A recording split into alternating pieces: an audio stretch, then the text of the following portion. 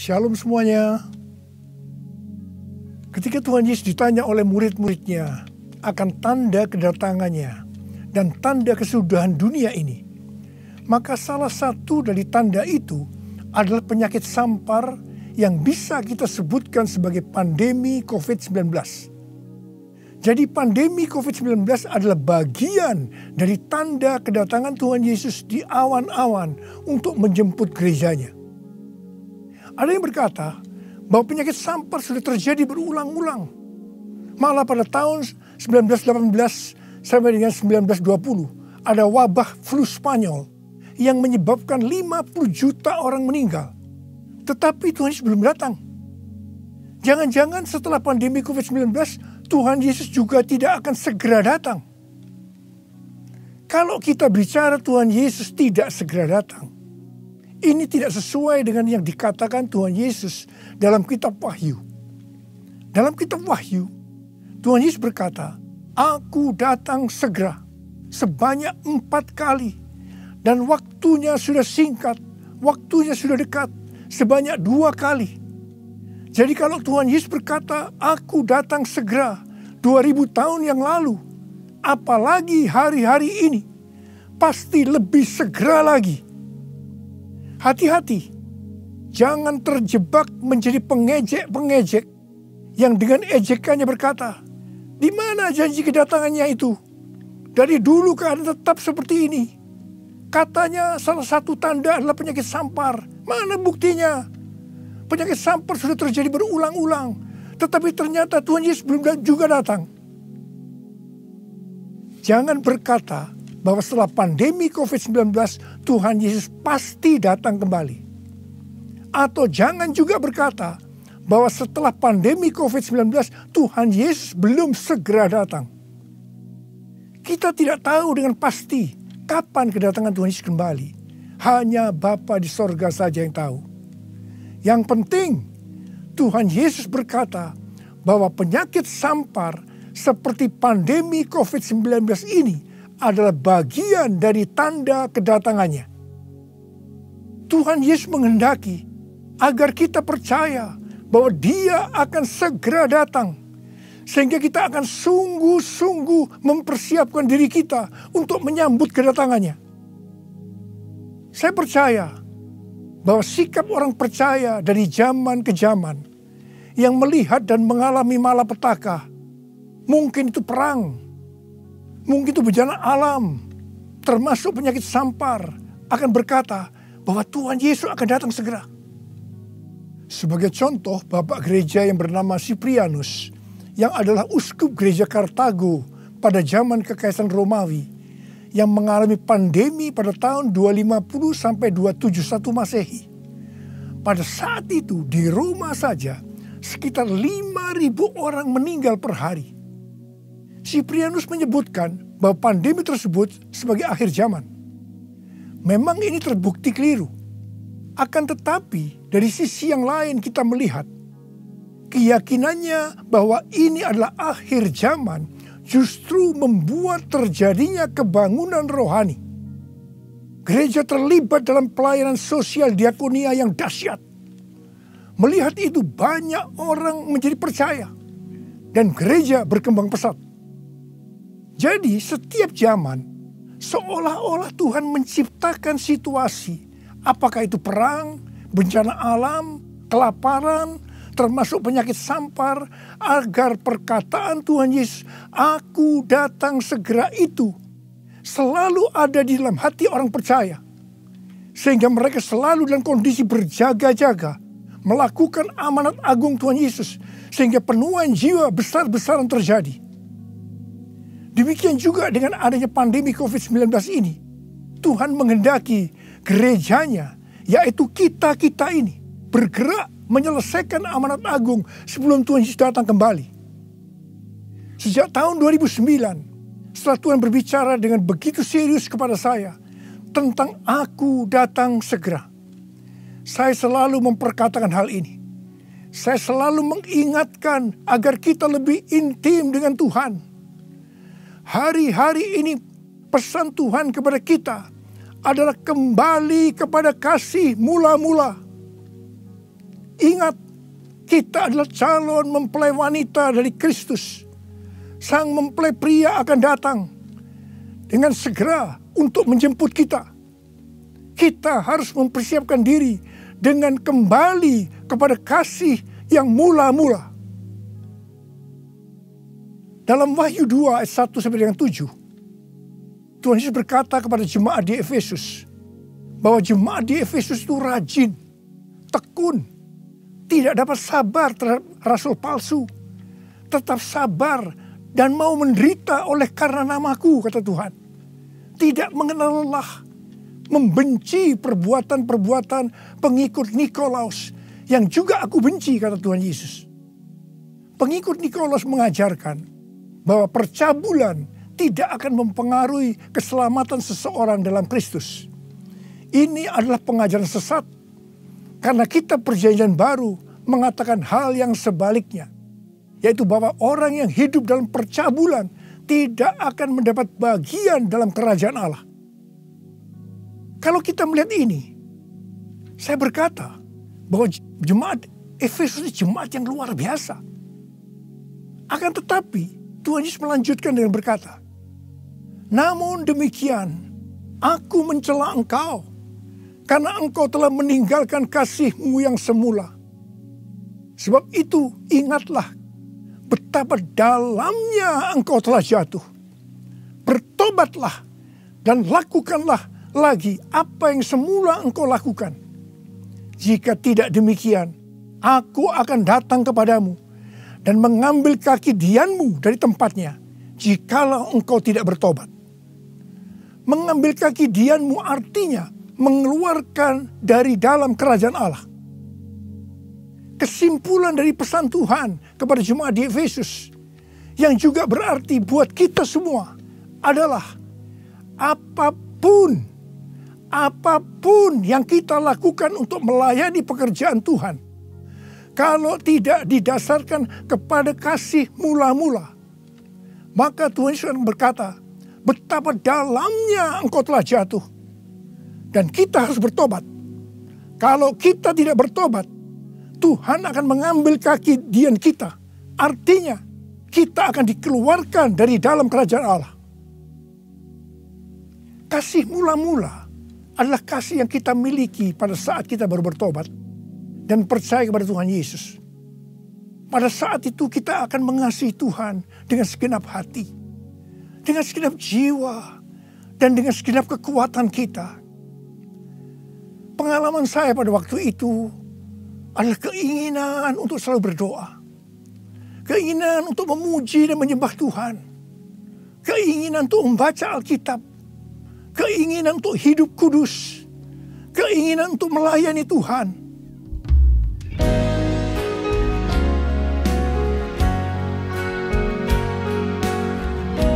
Ku cinta Kau Yesus, hanya Engkau bagiku Yesus. Sungguh ku rindu mengatakannya, betapa aku mengasihimu. Engkau Allah dan Rajaku, kekasih dan hidupku. Engkau segalanya bagiku. Ku bersyukur kepadamu. Ku bersyukur kepadamu. Ku bersyukur kepadamu.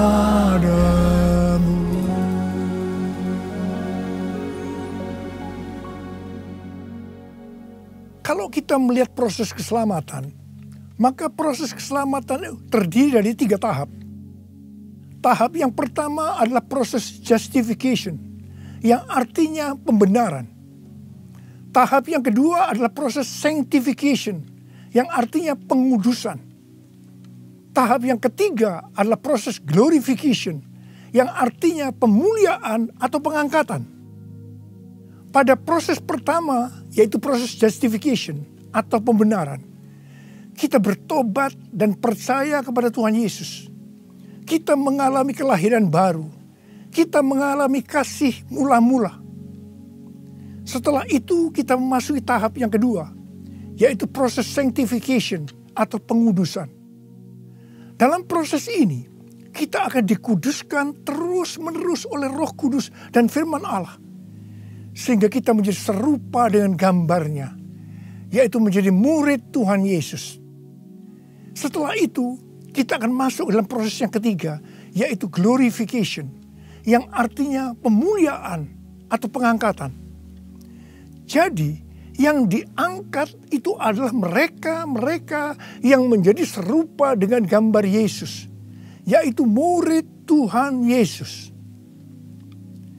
Pada waktu memasuki proses sanctification atau pengudusan ini, dengan berbagai macam alasan, kualitas kasih kita kepada Tuhan yang tadinya penuh dengan kasih yang mula-mula bisa berubah menjadi seperti yang terjadi pada jemaat di Efesus. Saya pribadi juga mengalami seperti yang terjadi pada jemaat di Efesus. Tetapi melalui pengudusan secara terus-menerus oleh Roh Kudus dan firman Allah, juga disertai dengan proses yang menyakitkan, saya kembali kepada kasih mula-mula sampai dengan hari ini. Haleluya! Saya akan bertanya kepada saudara, bagaimana kualitas kasih saudara kepada Tuhan? Saya mau mengajak saudara untuk melihat kualitas kasih kita kepada Tuhan melalui kitab Kidung Agung. Kitab Kidung Agung merupakan satu-satunya kitab di Alkitab yang khususnya membahas kasih yang unik di antara dua orang mempelai, yaitu antara Salomo dengan gadis Sulam yang dipercaya dia adalah istri pertama dari Salomo. Karena beberapa nats penting dalam perjanjian baru melukiskan kasih Kristus bagi gerejanya dengan memakai hubungan pernikahan, maka kitab Kidung Agung dapat dipandang sebagai melukiskan kasih yang ada di antara Kristus dengan mempelainya, yaitu gerejanya, yaitu kita-kita ini. Sama halnya dengan iman kita yang harus bertumbuh. Demikian juga kualitas kasih kita kepada Tuhan harus bertumbuh. Secara sederhana, kitab Kidung Agung ini menggambarkan 3 tingkat kualitas kasih. Dan ini juga menunjukkan tingkat kualitas kasih kita dengan Tuhan. Tingkat kualitas kasih yang pertama terdapat dalam Kidung Agung 2 ayat 16 yang berkata, kekasihku kepunyaanku, dan aku kepunyaan dia.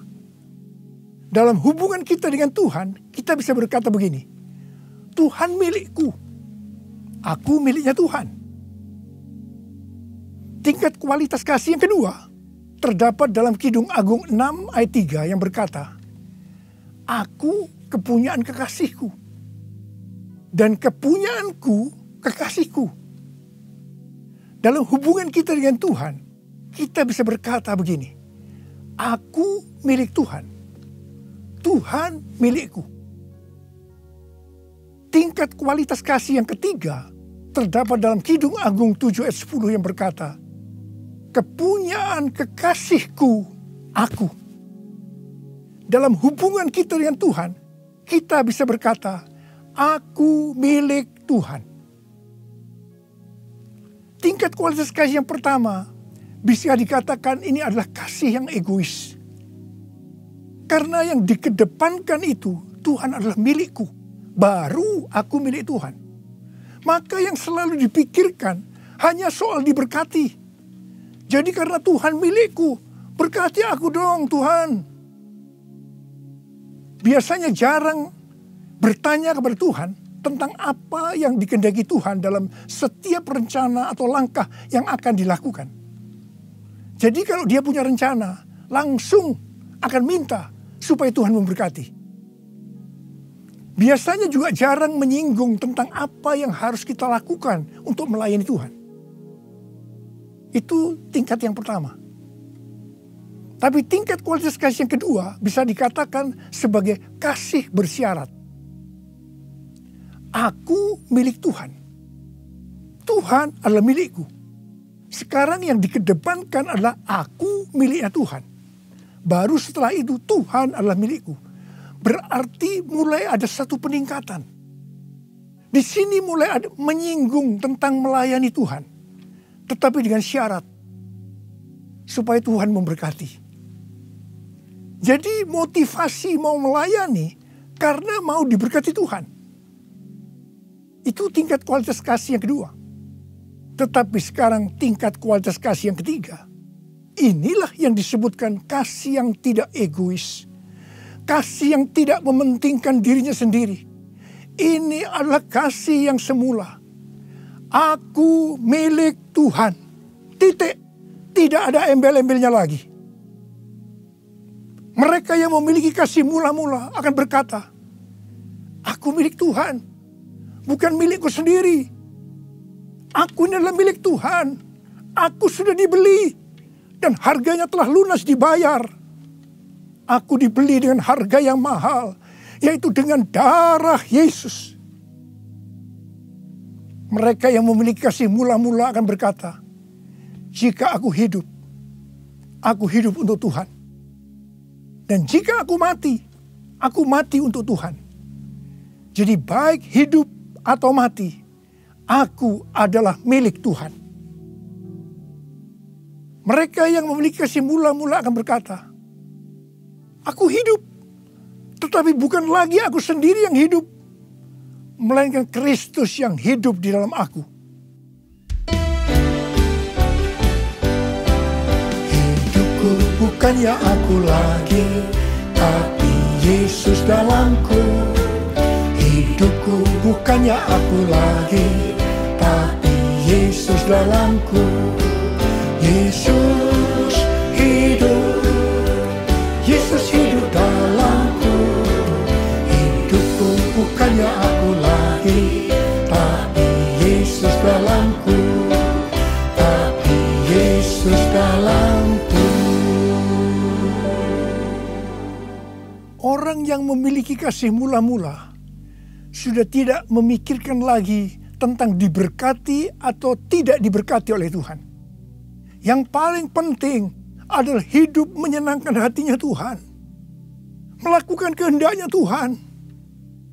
Seperti Tuhan Yesus berkata dalam Yohanes 4 ayat 34. Makananku ialah melakukan kehendak Dia yang mengutus aku dan menyelesaikan pekerjaannya. Makanan adalah sesuatu yang sangat vital dalam hidup ini. Mendapatkan makanan adalah motivasi manusia dalam bekerja atau berusaha.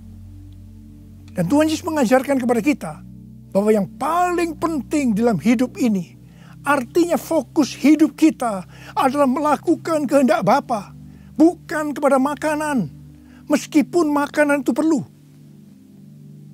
Orang yang memiliki kasih mula-mula akan melayani Tuhan seperti yang terdapat dalam Roma 14 ayat 17 dan 18 yang berkata, sebab kerajaan Allah bukanlah soal makanan dan minuman, tetapi soal kebenaran, damai sejahtera dan sukacita oleh Roh Kudus. Karena barang siapa melayani Kristus dengan cara ini, ia berkenan kepada Allah dan dihormati oleh manusia. Orang yang memiliki kasih mula-mula akan selalu berkata, sebab engkau baik, bahwasanya untuk selama-lamanya kasih setiamu.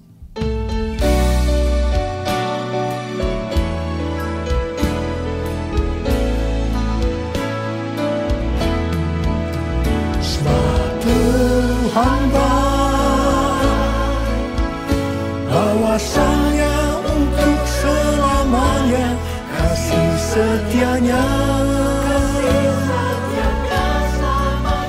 Sebab Tuhan baik, bahwasanya untuk selamanya kasih setianya. Bahwasanya untuk selamanya kasih setianya.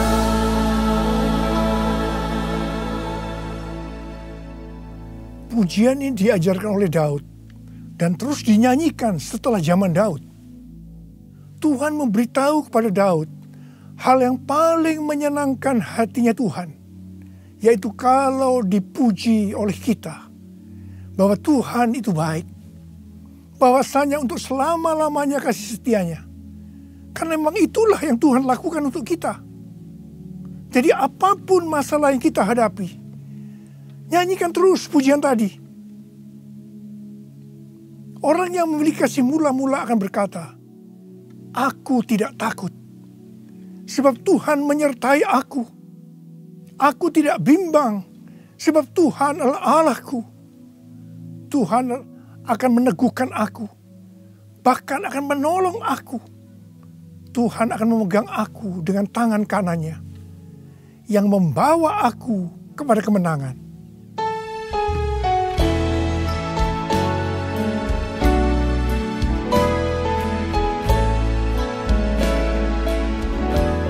Ku tidak takut, sebab Kau besertaku.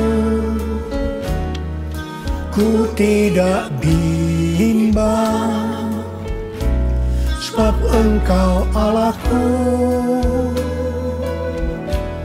Engkau meneguhkanku, bahkan menolongku. Kau batu karangku, Yesus Tuhan. Yesus memegangku dengan tangan kanan-Mu. Yesus memberiku kemenangan. Yesus memegangku dengan tangan kanan-Mu. Yesus memberiku kemenangan. Yesus memberiku kemenangan. Yesus memberiku kemenangan. Haleluya. Orang yang memiliki kasih mula-mula dalam masa pandemi COVID-19 ini akan tetap percaya kepada janji Tuhan dan terus memperkatakannya. Orang yang memiliki kasih mula-mula akan berkata, Tuhan, saya mau menyelesaikan amanat agung dengan kuasa dari Roh Kudus, yaitu Pentakosta yang ketiga. Tuhan, saya berjanji untuk memakai mulut ini hanya berbicara tentang firman Tuhan, bukan yang lain-lain. Orang yang memiliki kasih yang mula-mula akan melakukan firman Tuhan seperti yang terdapat dalam lagu ini. Aku mengasihi Engkau Yesus dengan segenap hatiku. Aku mengasihi Engkau Yesus dengan segenap jiwaku.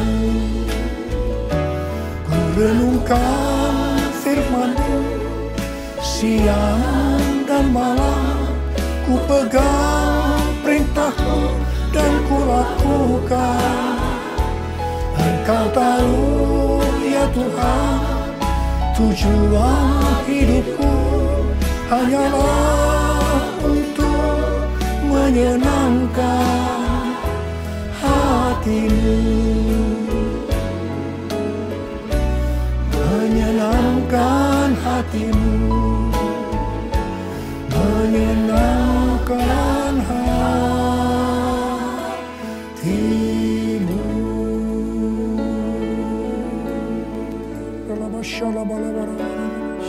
Mari angkat tangan saudara, sembah Dia, sembah Tuhan Yesus. Sembah Tuhan Yesus, sembah. Yang sudah berbahasa roh saat ini. Yang belum, terus katakan haleluya, haleluya. Orialala bakana maya ralala barabara. Oh rarabasande. Ikarala maya rala bala bala bala bala bala bala bala bala bala bala bala. Orala bala bala bala. Orialala bala bala bala bala. Orala bala bala bala bala. Orala bala bala bala bala bala. Orele beda bala bala. Hamba berdoa buat anak-anak-Mu ini semua Tuhan. Hamba berdoa mereka kembali kepada kasih yang mula-mula. Kembali kepada kasih yang semula.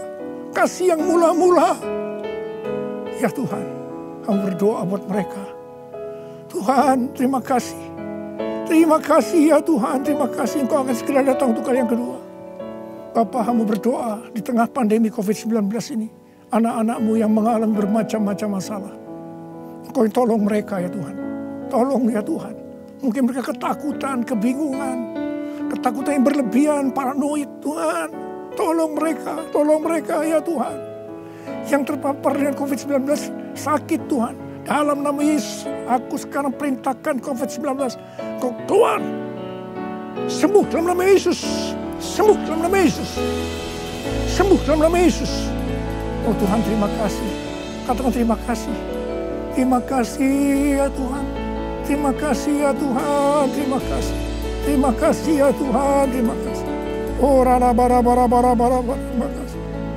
Oh rala bara bara bara. Terima kasih. Dalam nama Yesus. Dalam nama Yesus. Amin.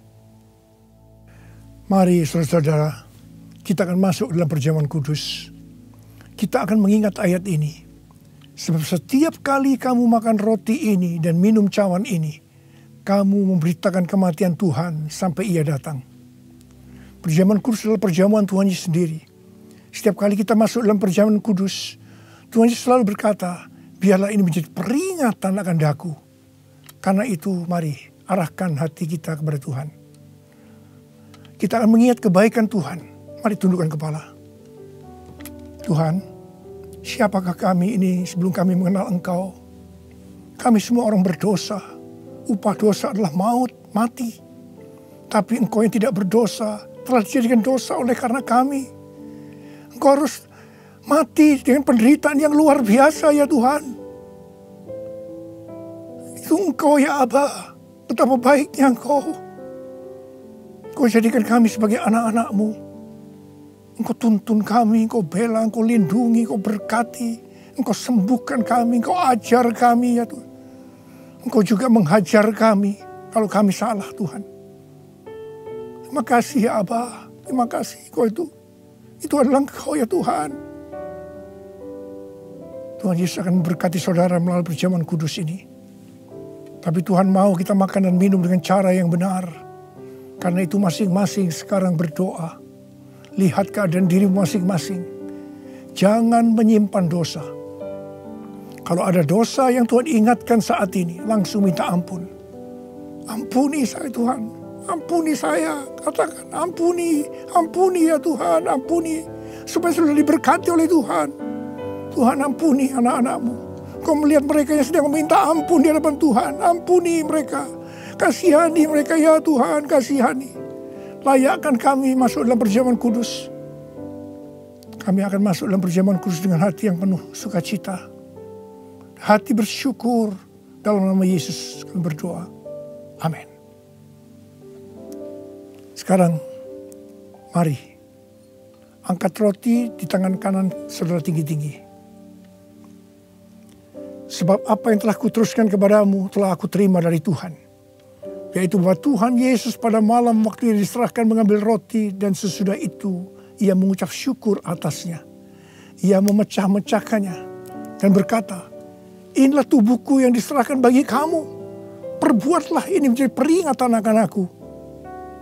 Sudah dikasih Tuhan. Bukankah roti yang kita pecah-pecahkan ini adalah persekutuan kita dengan tubuh Kristus? Mari kita makan dalam nama Yesus.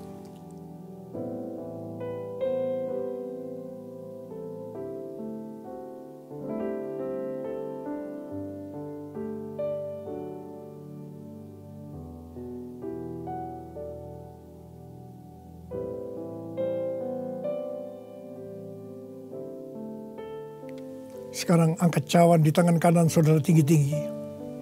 Demikian juga ia mengambil cawan sesudah makan lalu berkata, cawan ini adalah perjanjian baru yang dimeteraikan oleh darahku. Perbuatlah ini setiap kali kamu meminumnya menjadi peringatan akan aku. Saudara kasih Tuhan, bukankah cawan pengucapan syukur yang atasnya kita ucapkan syukur adalah persekutuan kita dengan darah Yesus. Mari kita minum dalam nama Yesus.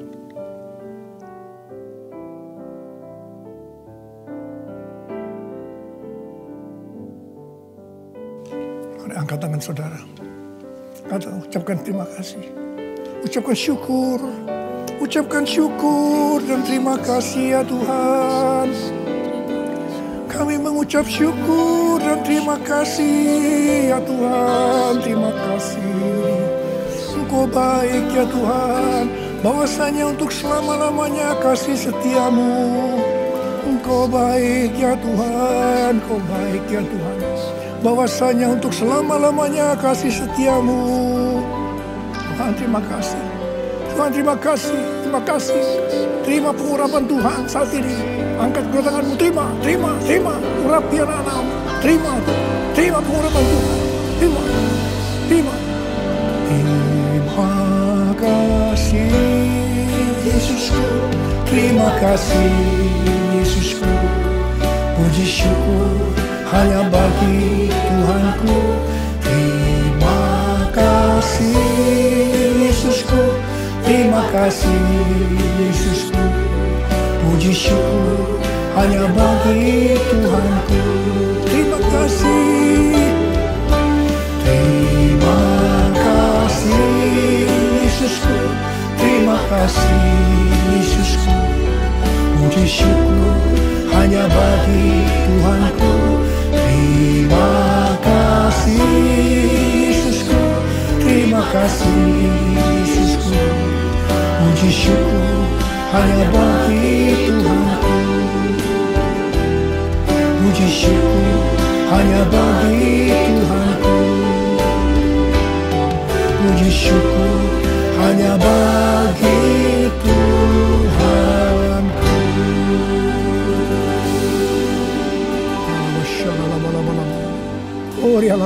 Terima kasih. Terima kasih. Terima kasih. Berkati anak-anakmu. Terimalah berkat Tuhan. Kasih karunia berlimpah-limpah daripada Allah Bapa dalam anak yang tunggal Yesus Kristus. Persekutuan yang manis dengan Roh Kudus menyertai saudara sekalian mulai hari ini sampai Tuhan Yesus datang menjemput kita di awan-awan dan bahkan sampai selama-lamanya. Yang percaya bersama-sama katakan amin.